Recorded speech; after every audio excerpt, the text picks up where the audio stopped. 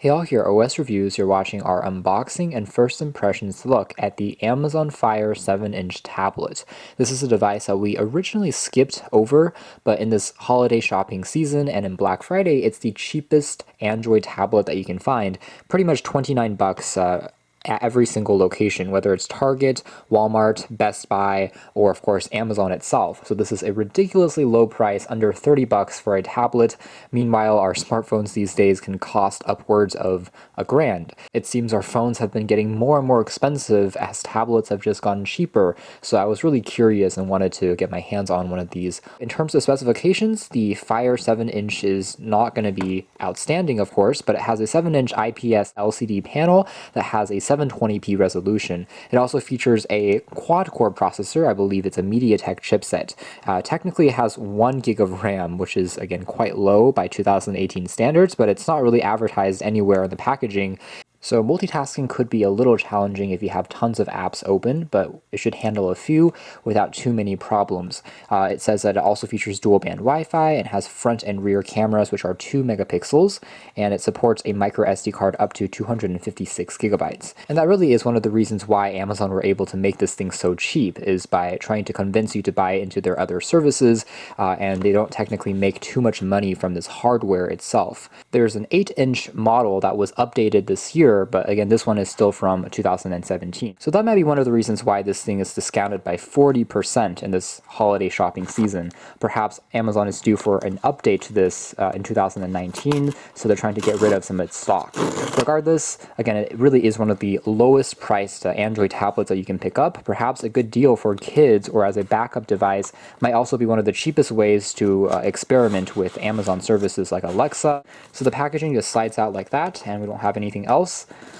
We have here just a USB charging cable, simply using micro USB, so standard, not USB Type-C yet. We do also have a wall adapter, which is actually a pretty nice extra because we don't get a lot of these even with many phones. Simply says Amazon on the other side, USB-based port. And then we have a Fire 7 pamphlet. Just tells us the various ports on the tablet, how to charge it, and how to unlock it. Down below here, we have a do more with your Fire tablet. So again, if you are a Prime subscriber, you do have access to a lot of free content with an Amazon tablet, such as access to lots of Prime movies and music, which you can, of course, access using this tablet. All right, so we picked the Fire Red version here, which I think is a pretty vibrant and unique looking shade.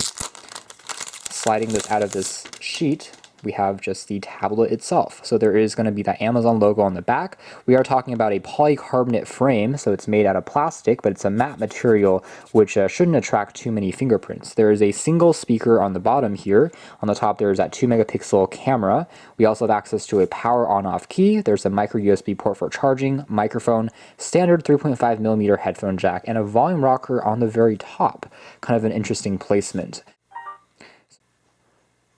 So right now it simply says Fire Optimizing System Storage, and we are done. Here it is next to a 8.4-inch tablet. This is the Huawei MediaPad M5, and we can tell the difference there. So 7 inches versus 8.4 inches. The Fire tablet is definitely going to be smaller. It's also, of course, lighter since it's a plastic build, and of course it's a little bit chunkier as well, but also gives it more durability. Now underneath, we are technically running on Android 7.0 Nougat, so it came out with Android 5.1 Lollipop when it was first released. It's since been upgraded by Amazon over the air. So let's select English, and we can also change the font size over here so we can make the text a little bit larger, and the screen definitely could be a little bit brighter. It seems to be all right. And of course, bezel size is quite large by 2018 standards. We're used to just bezel-less phones now. With that being said, it's still decent for a tablet, especially one that's so cheap at only 29 bucks. This thing was a good deal when it was 50 bucks, so this is just a really insane price to pay. And backup information, including 5 gigs of free cloud storage with Amazon. Let's just restore information, and let's skip the child profile. We're going to skip some of these other social media connects, and we also have some ads for other Amazon services. And indeed, we're done. So it's just welcome. This tutorial will guide you through some of the major features of the Fire tablet. Tapping on continue. This is the home page. So again, it's very familiar looking to anyone who's used a Android-based device running on Fire OS in the past, including the many iterations of Fire tablets, including the Amazon Fire phone.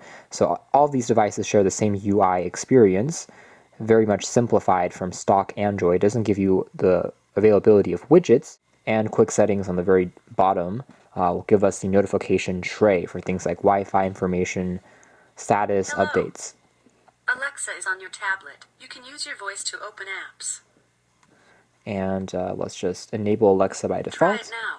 Press and hold the home button and ask, "What's the weather?" What's the weather? Currently, in Sammamish it's 41 degrees Fahrenheit with showers.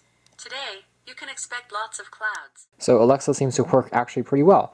Of course, it's one of the better AI voice assistants out there compared to the likes of, say, Cortana, as well as services by Samsung like the Bixby. All right, so now we're done, and we just greeted to the interface. We can slide up, we can slide between the different menus here to access the different pages. And in terms of responsiveness, it seems all right. It's not going to be the smoothest thing in the world, of course, since we are talking about a quad-core chipset along with 1 gig of RAM, but the UI here does seem to be optimized to run fairly smoothly. Fire OS has always run pretty well, even on low-end hardware, so this is really no exception. Well optimized. And a slight hesitation, but overall still seems to be reasonably good for, again, the low-end specs here. Turning the display off and waking it back again, we do have some ads. Now, the display quality is adequate. It's not going to be anything, outstanding because it is just a 720p panel, but it is IPS, which offers generous viewing angles and no real issues as far as shifting the display around is concerned. Colors are still pretty accurate looking. With that being said, if you're viewing back a lot of kind of HDR type content through Netflix, for example, then the display obviously won't be as good as a AMOLED technology that gives you more punchier blacks. But just look at some of these basic apps here, including the camera first. It takes a split second to launch, and then the interface here is again pretty typical for Fire OS. There is HDR built on in as well for a software feature. So for example, we can just tap on the Fire 7 and just snap a quick image, tap on OK, and it will pop up in our kind of gallery either down below here or on the very top. And we can also pinch in and out. Seems to be fairly smooth. Camera, again, is really just average, and it's passable for document scanning, but nothing too serious. Here is the clock. Pretty typical, just slight modifications to the color theme from Amazon, but that's pretty much it. Cloud update information as well as kind of syncing info. And that's pretty much it. If we tap on the tab here, the multitasking here is just very common and typical for Android Nougat. So Amazon tablets haven't received Android 8.0 or 9.0 updates yet. They should come out later this year, but they're not, of course, officially launched. So we see the slightly older style of multitasking, but it's functional. And back key here, long holding on the home key, of course, will launch into Alexa. That works actually very well with the microphone built on in.